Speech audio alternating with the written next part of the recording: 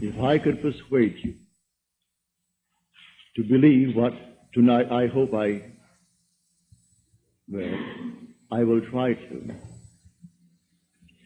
your entire world would change.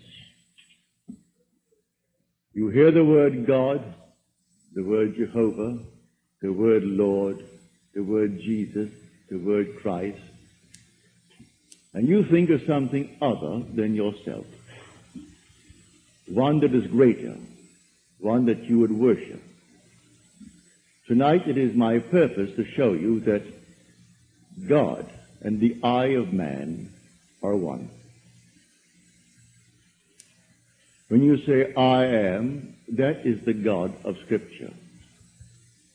Confined as you are, you think, how could it be? God created the universe and sustains it. And here I am, like a little worm, 10 years, and then I vanish. But now let us turn to Scripture. We turn now to the 16th chapter of Matthew. And the question is asked of the disciples, the followers, those who have heard him. And he said to them, who do men say that the Son of Man is? And they reply, well, some say John the Baptist, come again. Others, Elijah. Others, Jeremiah, or one of the prophets. And then he said to them, but who do you say that I am? And the spokesman called Peter answered and said, thou art the Christ, the Son of the living God. And he said to him, blessed art thou, Simon Bar-Jonah, for flesh and blood could not have told you this, but my Father who is in heaven.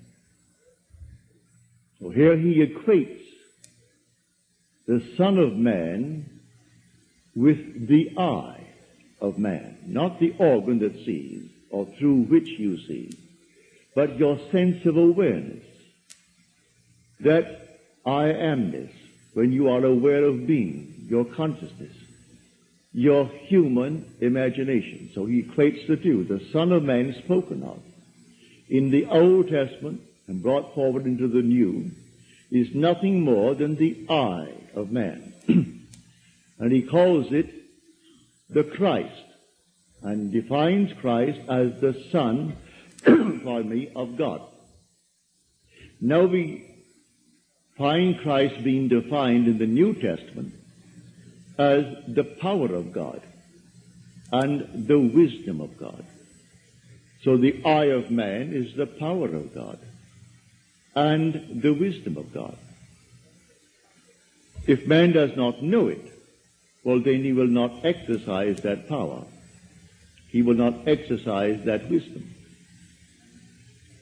So tonight I am trying to persuade you that when you say I, before you say anything, that is the power and the wisdom of God. And you can't separate the power of God and the wisdom of God from God. So you will say in the end, I and my Father are one, for he is called the Son of God. Now we are called upon to test this, if it be true. Can we test it? I hope you'll put it to the test. When I tell you that your own wonderful I amness is God, though prior to that you believe that you are little something, moving across the earth for a few years, 70 years, and then you will vanish, in the hope of some restoration, but a hope, no assurance. Well, now I'm going to tell you that you really are God. Your own wonderful consciousness, your human imagination, that is the God of Scripture. And there is no other God. Imprisoned as you are in these bodies of flesh, You did it for a purpose. Now let us see what it tells us about this Son of Man that is now equated with the I of man. No one has ever ascended into heaven but he who descended from heaven, the Son of Man. You'll read that in the 3rd chapter, the 13th verse of John. So here we find you are a pre-existent being. No one can ascend into heaven but he who descended from heaven, the Son of Man. Your ascension in the next verse, the 14th verse, is showing you how you ascend. As Moses lifted up the serpent in the wilderness, so must the Son of Man be lifted up. That's all imagery, and yet it is true. You descended into generation in a world of death where everything begins, it waxes, it wanes, and then it disappears. But there's something in you, clothed in this garment, that does die, that is pre-existent, and its home is heaven, which is harmony. You gave it up completely. You aren't pretending that you're a man. You descended into man. You became man. With all the weaknesses, all the limitations, all the restrictions of man, to experience this world of death and decay. There will come a moment in time that you will ascend from this restriction, taking with you the experience that is yours because of this restriction. And you will ascend in the same manner that Moses lifted up the serpent in the wilderness. That was an adumbration. That was a foreshadowing. You will rise from the base of your spine, up your spine into your own skull, for heaven is within you. And you will rise like a fiery serpent, without any loss of identity. The form you wear, I hesitate to describe it. I will tell you that your face is human, your hands are human, your voice is human, but do not ask me to describe the body that you wear. It's infinite power, infinite wisdom, and yet it is a form. You are that fiery being that descended, not because of anything that was wrong when you descended. The fall is not because of any mistake on our part. It's a predetermined plan to come down into the world of death and decay and overcome it. If coming down, wearing these garments, we knew who we were, pretending that we were men, we could not accomplish it. Any more than an actor on the stage, pretending that he is Hamlet, can actually play that part. He has to actually assume it, but even then it is still with a little something in his mind. He knows he is the great actor who tonight will go home to his lovely home, and he'll take off the garment and hang it up once more, and tomorrow he'll replay the play. You don't do that in this play of God. You don't take off the garment. You wear it for your 70, and if by strength, your 80, or maybe even longer, or shorter. But the I of man is the God of Scripture.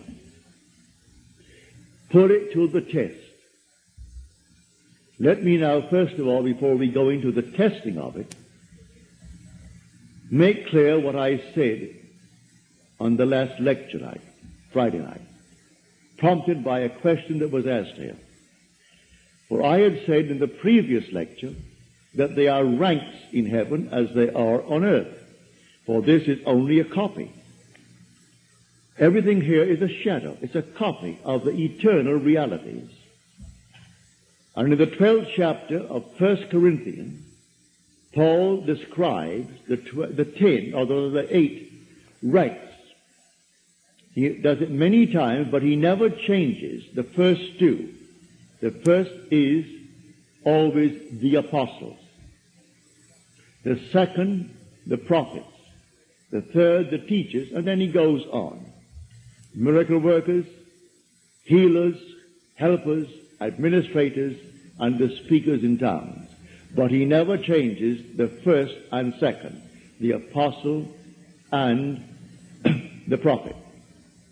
You might think, because I told you I am sent, and the word sent means an apostle, that I am appropriating unto myself a certain first rank. But now, to put your heart at peace, I'm going to quote the 11th chapter of Romans. As of old, for there are always a remnant of old, and the remnant simply means the elect of God. You're not elected because you're born by accident into some ethnic group. Has nothing to do with that. A descendant of Abraham after the flesh is not necessarily the elect of God. You are chosen from any race, any nation, any religion. Well, how the choice is made, no one knows. It remains the Father's secret. But Paul qualifies it in this manner. There is a remnant to this day, called by grace. And if by grace, then it is not on the basis of works. Otherwise, grace would no longer be grace. Therefore, no one who is called and sent can brag. If he brags, he is not the sent. Because it's all by grace. He didn't earn it. It's not by merit. It is simply a secret known only to the Father. So when we are called, incorporated into the body of infinite love, who is God, and then sent, let no one who is sent raise a finger to brag, to boast, for it is all by grace. Read it in the 11th chapter, the 5th and 6th verses of Paul's letter to the Romans. So now I have stated that. So do not think for one moment when I tell you I have been called and sent that in any way I am trying to act superior. For there is no intrinsic superiority to those who are called. Now, he uses an analogy, which I do not think adequate, but you can read it in the book itself. He uses the analogy of the human form, that not all are heads, eyes, nose, teeth, and so on. But that is a weak analogy. Nevertheless, he uses that to show you the different parts in one body. But now to come back to make this a very practical night. Believe me that when you say I, before you say I am John, I am Bill, I am this, I am that, I am the other, you are declaring yourself to be. And that sense of being is God. That's God. Now what are you going to put on it? All things are possible to God. All things. You could say now, as you're seated here, after first affirming that I am, you could then assume that I am, and you name exactly what you want to be. If you believe what I tell you about your own I amness, and remain faithful to what you have assumed, that assumption will harden into fact. When you pray in the true sense of the word, you do not pray to any external God. That was my command when I was sent down with the blue bloods. Has nothing to do with the social structure of the world. It has only to do with church protocol, all external worship, all ceremonies, everything that leads the individual outside of himself. To put a little cross on the wall, or the Morgan David, and then bow before it and see it as something external, is not what Scripture teaches. Buried in the Old Testament there is a pattern. So he said, taking the 12, we're going up to Jerusalem. And everything written about the Son of Man, which is the eye of man, will be accomplished. But they did not understand what he said. It was beyond their ability to grasp. He is going up, and only the one who has experienced Scripture, which means he has actually resurrected the pattern, playing the part that is the central part of Scripture. He resurrects the pattern, all within himself. He plays all the parts. He is the one who is born from above. He is the one who comes out of the grave, unassisted. He is the one whose 3 witnesses bear witness to his birth from above. He is the one they cannot see because he is now spirit, yet more real than all the flesh in the world. He is the one who actually sees his son, David, and David calls him father, and he knows he is David's father. And David knows that he is his son. He is the one whose temple, the body, is split in 2 from top to bottom. It is he now who ascends like a fiery serpent from the base of the spine up into the skull.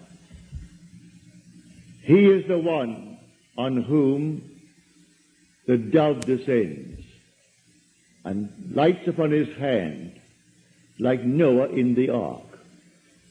And as Noah brought the dove into him, you bring the dove to you, for man is the ark of God. And as the ark contains all things within itself, pardon me, man contains within himself all things. Everything he creates from within himself. And this pattern, the individual awakens within himself. And who does it? The eye of man. And that is God. Now tonight you can test it, as you are called upon to test it. Test yourselves and see. Do you not realize that Jesus Christ is in you? Unless, of course, you fail to meet the test. Examine yourselves to see whether you are holding to the faith. What faith? To have someone tell me that I am a Christian, or I'm a Jew, or a Mohammedan, and holding to that faith that they talk about? No. The faith that I'm talking about tonight, that your own wonderful I amness is God. Test it to see if you're holding to that faith. If you're holding to that faith, and all things are possible to God, you should be able to prove it in the testing. She's not here tonight. She promised she would write me a letter, having told me the story on Friday. But I know she finds it difficult to express herself in writing. She can paint and paint and paint and do all kinds of lovely things in painting, drawing. And when I say to her, please write it that I may tell it to my audience before I close, for I have no future plans after I close on the 29th. So I would like to share your experience with them, to encourage everyone in this world to do what you did. Well, the letter didn't come. I can see her struggling over one page and rubbing out a line because she didn't spell the word correctly, and going over the next one. But she can take a piece of canvas and a piece of paper and do miracles with it.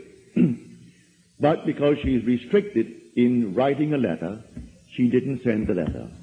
But the essence is this.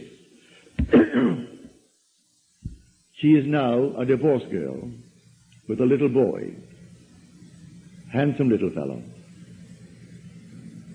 Well, when you're living alone and you need money and you have a child to support and you have a home, all the things, and the money isn't coming in, then you're up against it. So she said, I blew my top, as you're told in the Psalms to do. Pardon me. She said, then I applied this principle, and I assumed that I had exactly what I need plus and plus. And then I got a call from First National City Bank of New York City. Now that is the second largest bank in our country. Bank of America comes first, they are second, and Chase Manhattan is third. Given me an order. She has no agent. This is an unsolicited statement. An order for $5,000, which she can execute and deliver within a month.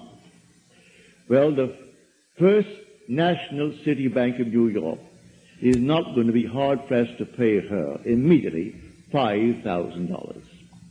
If she called them and told them to pay it in advance, they would willingly pay in advance. And she said, I can execute that order in 1 month. But I want the details. I had hoped she would send me as she promised last Friday, but knowing her restriction concerning the use of words. She can use the brush and use the pen and use the pencil, but she's limited in the use of words. Eventually, she will send it, but I had hoped to have it by tonight. So I could give you exactly what she did. But this is what I do.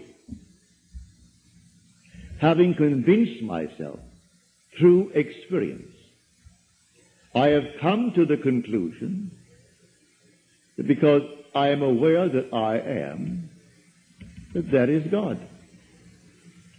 For if by him all things are made, and without him is not anything made that is made, and I start from scratch, only imagining a state, and then I boldly assume that it is real, that I am actually experiencing that state now.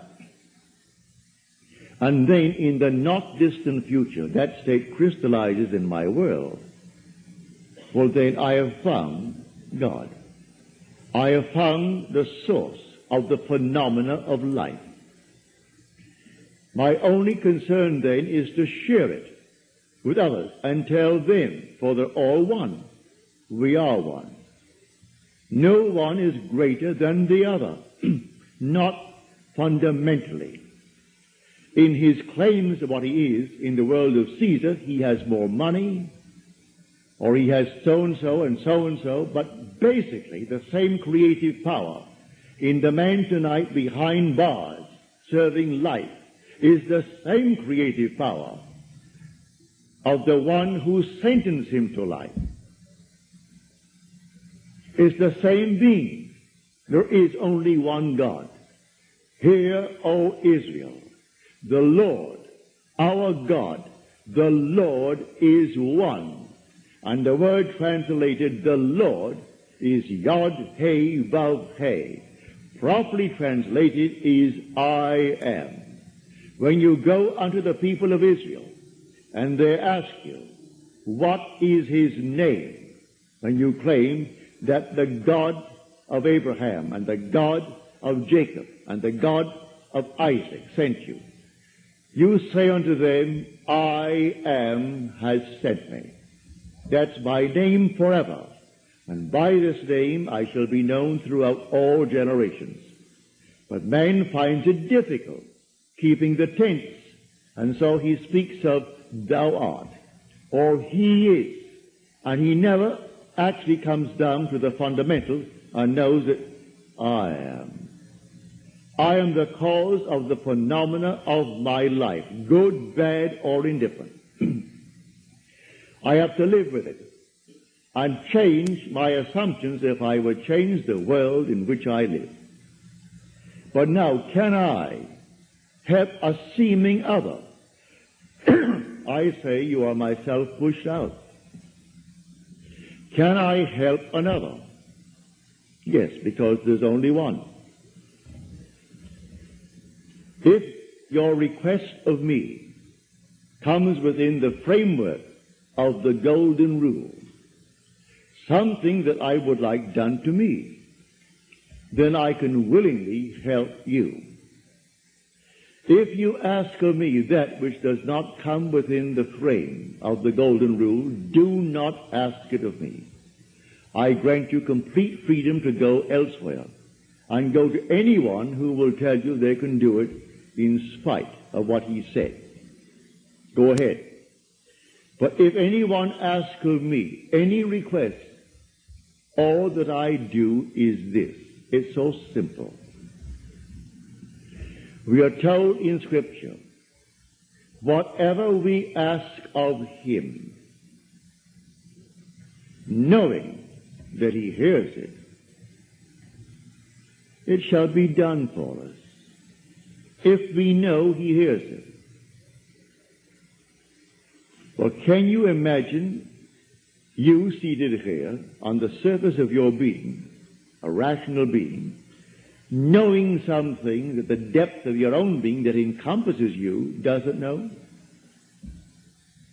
So you know, and you think, well, he doesn't know. Well, read that in the story of Ezekiel. You'll read it in the 38th chapter. And these are the elders of Israel that went into the dark room. And they are carving on the walls all gruesome things. And they said within themselves, the Lord does not see us. And the Lord is speaking to his prophet Ezekiel.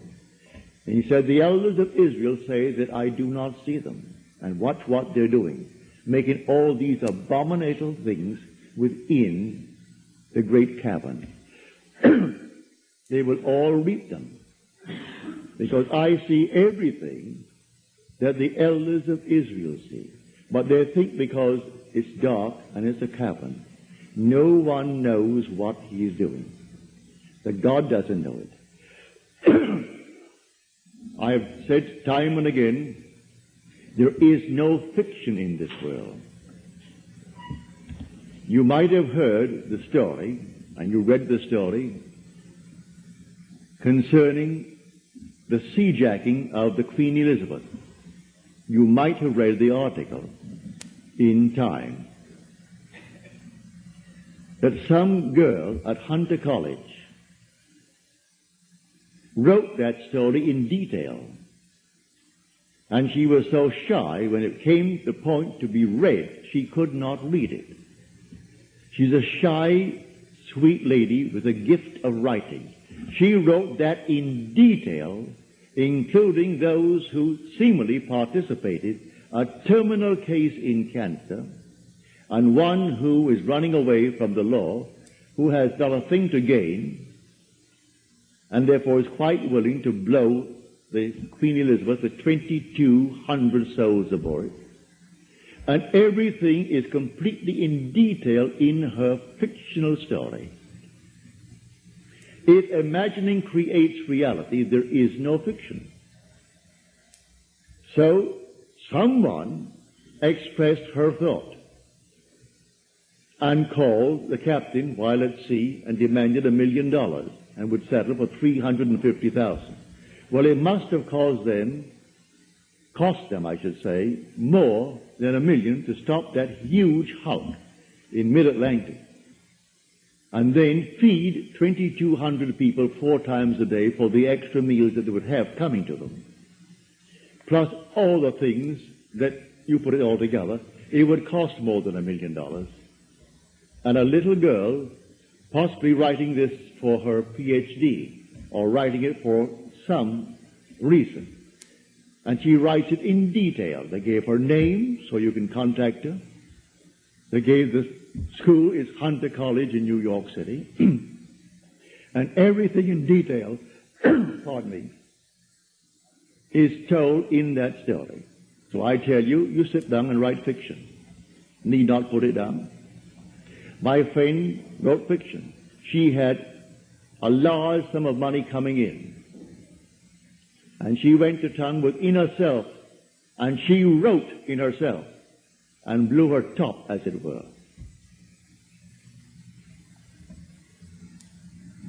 Thank you, Harry. Thank you. Didn't drink enough tonight.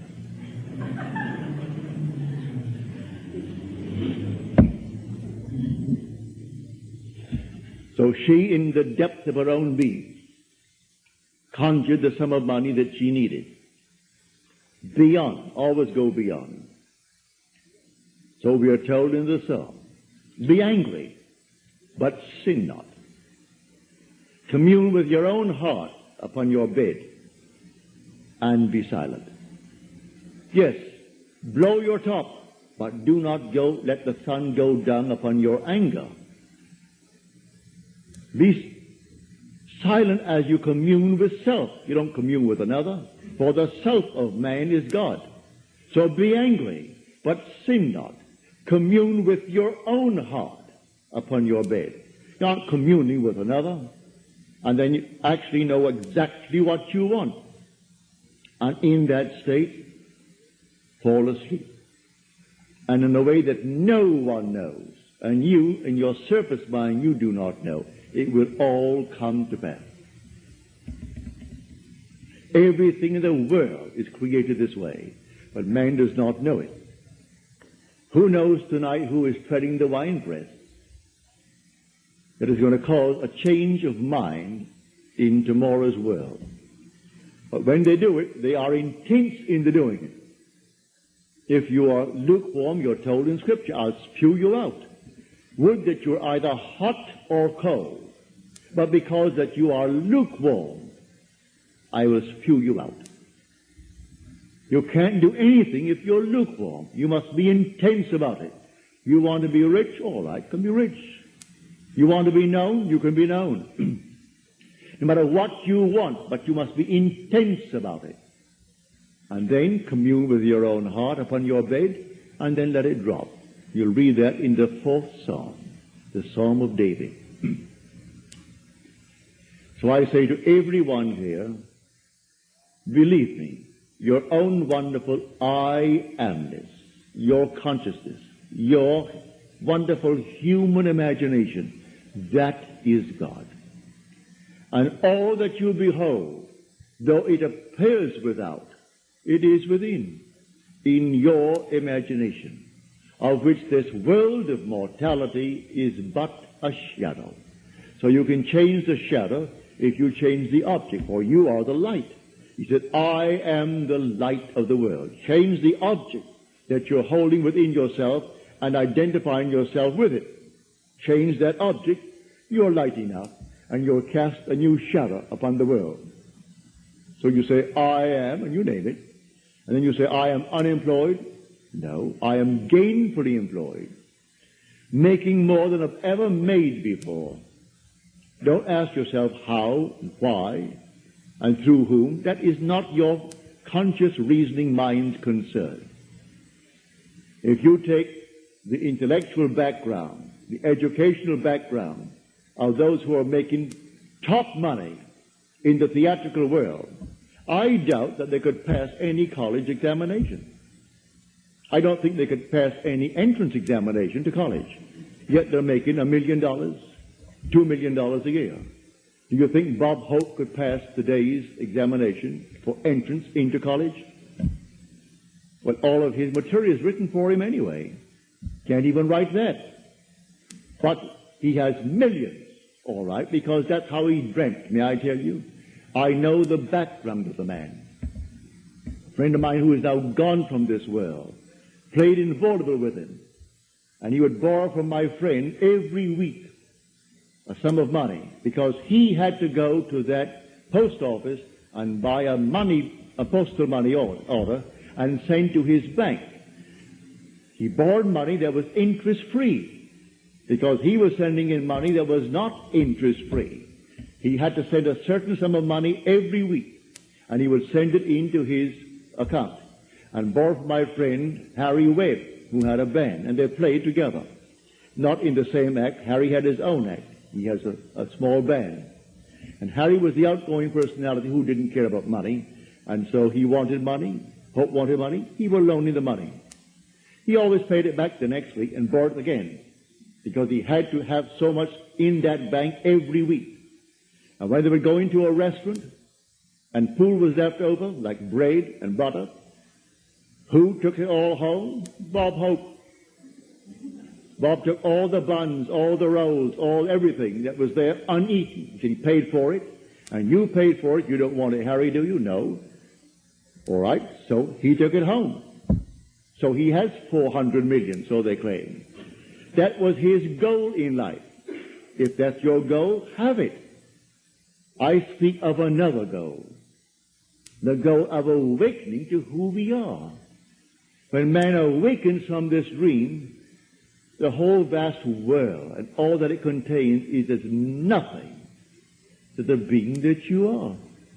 You came down from heaven, where the whole is yours. As you're told in the 50th Psalm, if I were hungry, I wouldn't tell you, for the world is mine, and all within it. The cattle on 1,000 hills are mine. So why should I tell anyone of my need when it's all mine anyway? I would slay and eat. When you awaken, you don't ask anyone if you awaken from this dream of life. But while you're in it, all right, we're one. This little hand of mine, if it begins to itch here now, it's easier for me to take this hand that is not attached to this and scratch it, and to try to bend this thing out of shape to scratch the back of it. I could rub it here, but why not? This is easier. And take a part of my own being to ease the itch. Because we're all one pushed out. So you can do it. Ask anyone that you trust. May I tell you, he isn't, if he knows how to pray, he isn't going to burst any blood vessel. He isn't going to get down on his knees and pray to any external God if he knows how to pray. He isn't going to beg of anyone in this world. What he will do, he will simply represent you to himself as one telling him that you have what you asked of him. And when he is satisfied that you told him that you have it, don't ask the second time for the same thing, because he is not going to listen to you. He heard it, he is still hearing it, and he will continue to hear it until that which he has heard is perfectly externalized. So don't think you need several treatments. That's a lot of nonsense. Treatments for what? It either is or it isn't.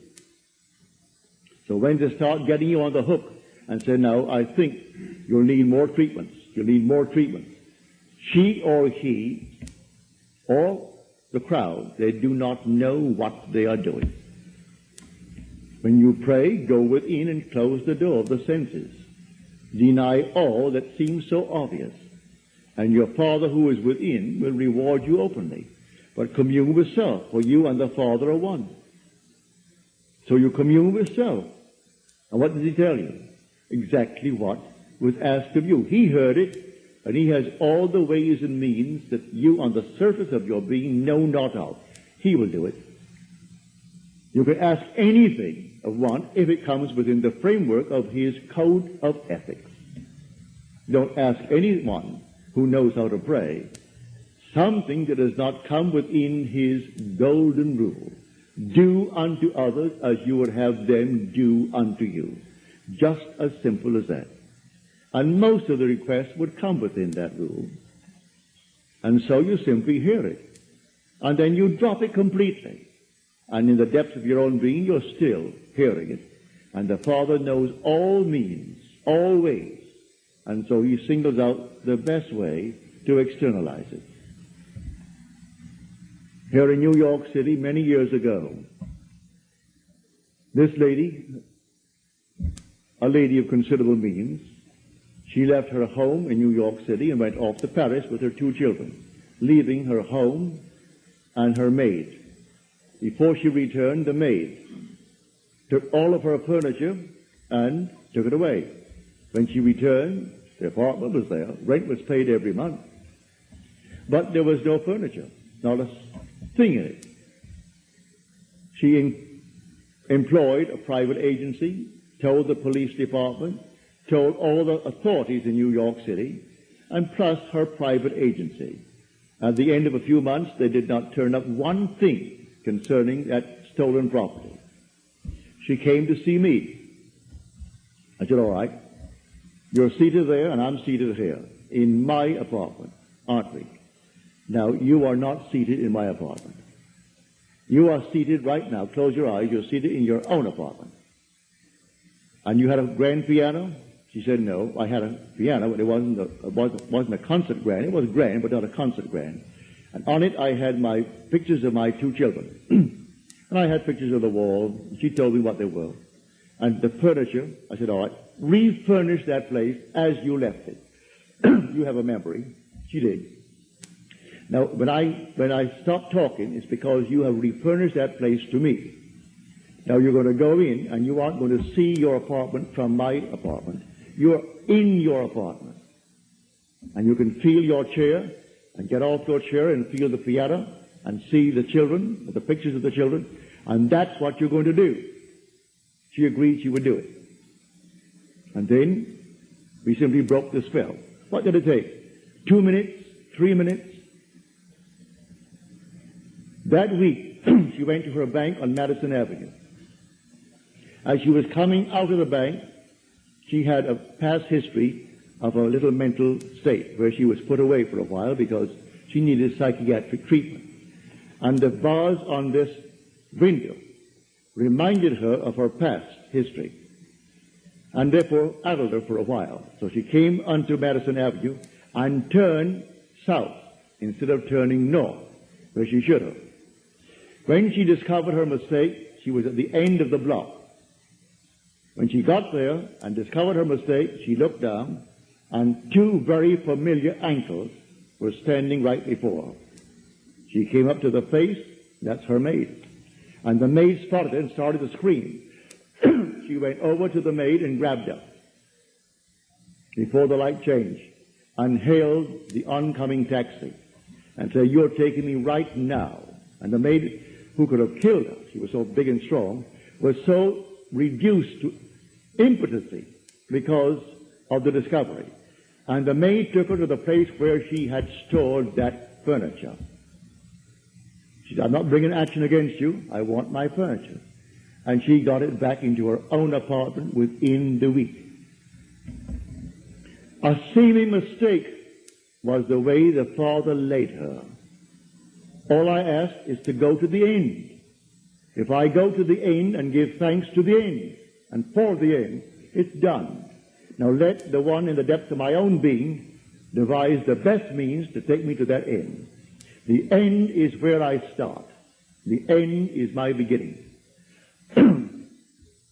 And that is a story that I know from personal experience.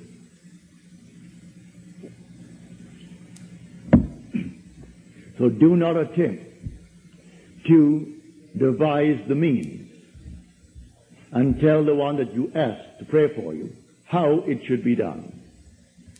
He will lose all interest and turn his back and say, go elsewhere. You don't go into a doctor's office and tell him what he should do.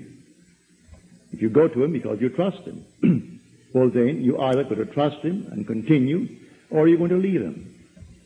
Well, if you go to someone that you really believe who knows how to pray, don't tell them how to do it and what means should be employed in order to do it. He is going to go to the end if he knows how to pray. The end is where we begin. In my end is my beginning. And we're always ahead of our evidence. So I go to the end. I see the whole thing done, and then drop it, and let it happen in my world. So to come back, the I within you now, when you say I, no matter how little you have thought yourself so far, may I tell you, you are the infinite God. And when the story of Jesus Christ repeats itself within you, you will know it's all I. No one called Jesus is going to appear. He is not going to push any stone away from you when you come out of that tomb. And then you'll know the words of John.